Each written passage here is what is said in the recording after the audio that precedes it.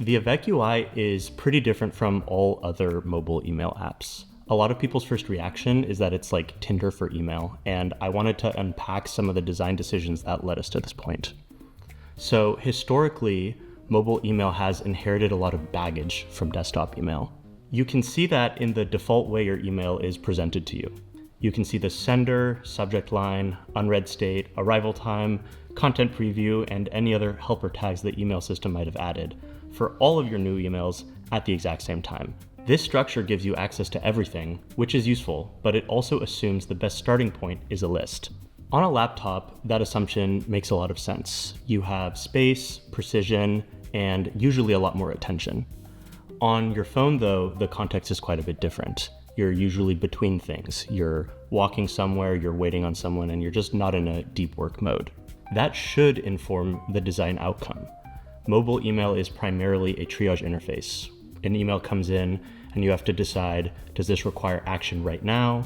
Can it be deferred to later? Or am I done with it?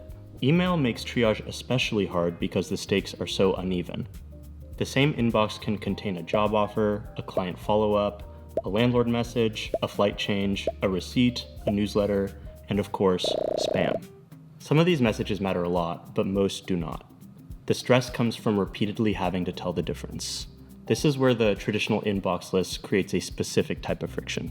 After every action, it sends you back to the same broad surface area. The message may be handled, but the decision has restarted. What should I look at next? What matters? What can wait? None of these questions are huge on their own, but when repeated over and over, they break momentum and they make your inbox feel heavy. So the design question for us was, what would it look like if the interface preserved that momentum instead? That is the reasoning behind the stack. A stack changes the starting point from choosing to acting. Instead of presenting a whole list and making you decide where to begin, it presents one email and asks for one decision. Then it advances. The goal is to keep you inside the triage loop. Look, decide, act, continue. The stack UI fits the shape of the triage loop very naturally. It also fits the strengths of mobile phones. Phones are handheld, finger-driven devices. They are not small desktops. Dense lists require scanning, precise tapping, and repeated reorientation. With a stack, one message fills the screen, which is great for focused representation, but also provides a really large and ergonomic interaction target for moving the loop forward.